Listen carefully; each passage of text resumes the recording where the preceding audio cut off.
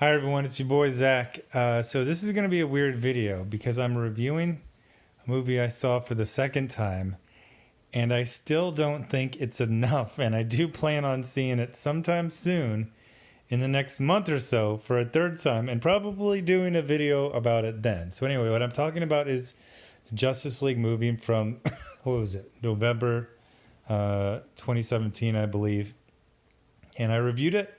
I believe walking straight out of the theater when I saw it like the first week, and just absolutely hating it.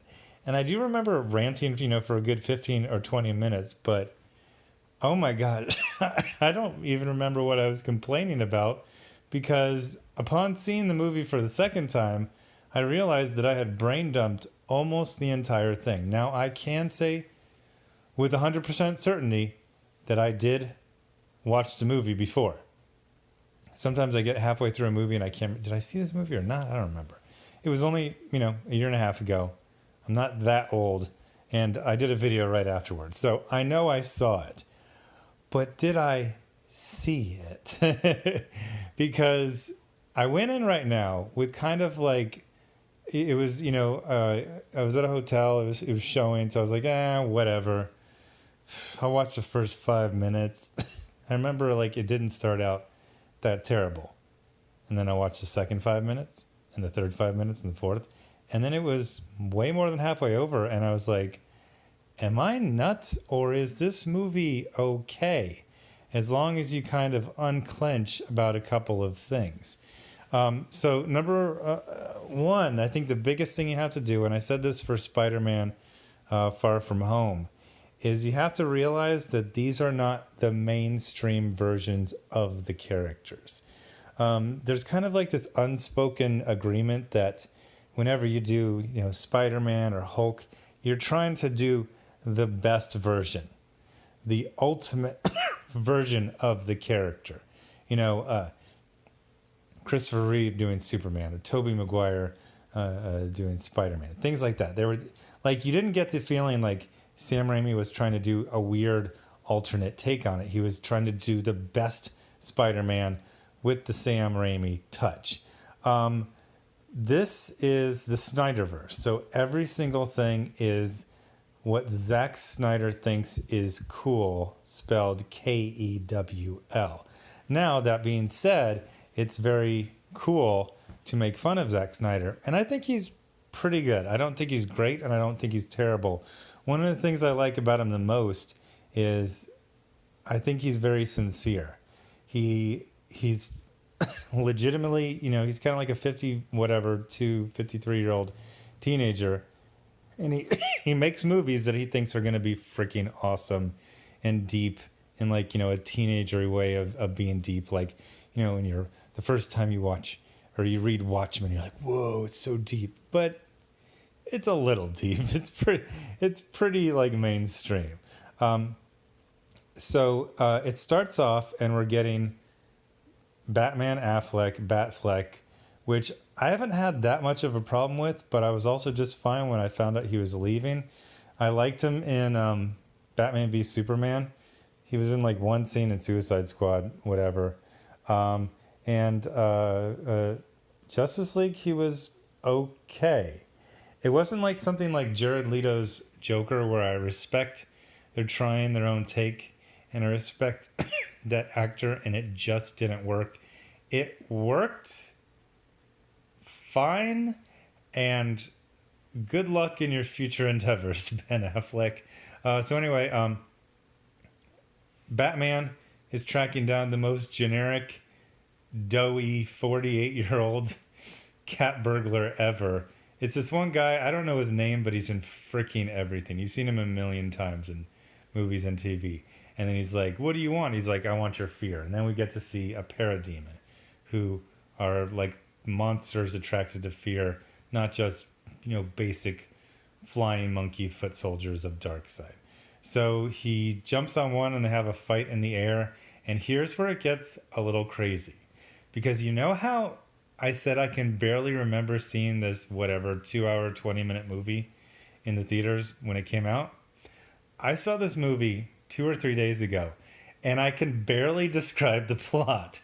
There is something about this in that it's so visually overwrought that just describing it's literally like, you know, you have a crazy dream, you start describing it to someone, and then you get on a tangent, and you've only been awake for like 5 minutes. You already can't. All you can just describe is little bits and pieces, and it does even have the kind of like, you know, I'll call it dream cinematography. Like when you're having a bad, I don't know what your nightmares are. I assume my nightmares are fairly common. You know, things are very dark and very intense, and that's, you know, the Snyderverse. So it's something about Steppenwolf, who is a something to a something from the olden days. Now, Steppenwolf is from the New Gods franchise created by Jack Kirby, The Fourth World, and he's really not that big of a character in the mythos. They've turned him into generic video game man, bad guy from a cutscene from 2008 or 9, and he is absolutely awful.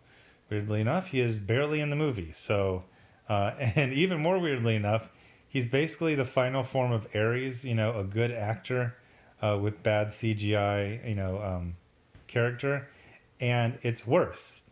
Wonder Woman came out earlier that year, but Wonder Woman feels like a movie that came out 10 years after Justice League. And Justice League in 2017 did not seem like a 2017 movie. It seemed like a 2009 movie. Absolutely. Maybe even earlier, 2007. So Batman has an inkling that there's an invasion coming. We saw it with the, you know, the nightmare scene from Batman v Superman. And then he's off to recruit a team of people at some time, and nobody really knows. He kind of knows Wonder Woman. Oh no, he knows Wonder Woman from Batman v Superman, but then he doesn't know Aquaman, but Aquaman's already known. But Aquaman came out 2 years later, and that was his origin. He didn't know anyone. Let's just say it's confused and confusing. And the Aquaman scenes are kind of awful. I didn't like the Aquaman movie. In fact, I kind of found it very annoying, but I respected it, and I didn't have a problem with its massive success. The Snyder Aquaman is just awful. Then we meet the Snyder Flash, which I believe is dead in the water. They're still talking about, like, every 6 months this Flash movie has a new set of screenwriters, a new director, and then always, you know, creative differences. And I believe that what's his name is finally out as the Flash. And I remember absolutely not just hating the Flash in the movie and in the previews, but also hating the actor because he was so obnoxious. I did a video on my other channel. At one point, he was just treating Gal Gadot like a puppet. Like, his whole thing is like he's so hyper and random and, oh, you know, out there, and it's very mannered. Feels like he has someone writing a script for him. It's like, I want to seem kooky but hip, with a little bit of a dangerous vibe. And then he just like memorizes his script. But he was literally like telling her what to do, and she's like, no. She was being very tactful, and he wasn't. I just found him incredibly annoying. And you know what? I actually liked his Flash. His Flash is a very simple character. His Flash is every Motormouth geek from every Joss Whedon movie ever, with the one little thing, they got the little twisteroo, and that, yes, he has superpowers, but he's not exactly that brave. There's a line that I love where he goes, I just push people and run away. You know what I mean? It's like, yeah. And in this one, he's not like this perfect Barry Allen who can do anything. Like, he will literally trip over things. So he's like, yeah, I can move fast. I can also trip and get knocked out, and then someone just can come up and just murk me. Like, I'm scared. So I thought his little arc was just fine. Wonder Woman is Wonder Woman. She's fine. She's basically the mom, so that takes back to the Super Friends days. And then we got Superman. And if I remember correctly, Superman is the first thing you see in the movie. And it's just weird. First of all, yes, they do have the shaving the mustache, or, you know, digitally removing the mustache, and it just looks ridiculous. And then he's talking to some kids, and he's like, oh, my symbol, it's not an S, it's a river, because hope flows, and blah, blah, blah, blah, something about hope. And you're just like, why does your face look weird? What, like, I was even saying, like, he's so much skinnier in that Superman, but it's supposed to be the Superman before he died. And he was a freaking beast in Man of Steel and Batman v Superman. So now he's like skinny, but it was filmed at the same time as Mission Impossible Fallout. And he's a beast in that as well. Like, I don't understand what's going on. His face looks weird. He's weirdly skinny. And he comes back as a zombie at one point in this very simple and complicated. And every time they explain there's three mother boxes. And together they form the Unity, which I'm just going to say opens the gateway because that's what everything does. Opens the gateway, and I only saw this movie 2 days ago. It opens a gateway and brings Steppenwolf from someplace else, from Apocalypse? Or it transforms Earth into Apocalypse? Or an Apocalypse-like planet? I don't know. He's a generic bad guy. He does something. He's got a bunch of putties from Power Rangers. So you got to get these boxes, and one went to the Atlantis, one went to the Themyscirians, Paradise Island, and one went to the race of elves, the race of men. And then it gets schnookered out of Atlantis. It gets actually a pretty badass scene with the Amazons. That was a cool scene, legitimately awesome. They worked really hard to keep Steppenwolf from getting the mother box, and they did. Now again, I'm a huge fan of Jack Kirby's Fourth World, and the mother boxes are basically completely different. They just have the same name. Then we got Cyborg, who I hated the first time, and this time I thought he was kind of cool. They actually spent a good amount of time setting up his heartbreak and how weird he feels. And then we get into the shenanigans, and I'm remembering it all out of order, just like trying to tell your friend about a nightmare or dream after waking. They've got to form the team. They form the team because of reasons, and then they're gonna resuscitate Superman because he's the only one who can stop Steppenwolf, except for, isn't Wonder Woman basically as strong as Superman and Aquaman too? So you got two people that are pretty close to Superman, and then it's dangerous. He's like a zombie, and then I think Lois Lane tames him by walking out, I don't know, in a Hillary Clinton pantsuit. I don't know. And he's real skinny. It's weird. And then they go to Russia because that's where Steppenwolf is. I don't know why. And there's this family that I guess Joss Whedon put into it. It sounds like I'm talking myself out of liking it. Okay, so I need to stop talking about the plot and talking about the tone and the feeling.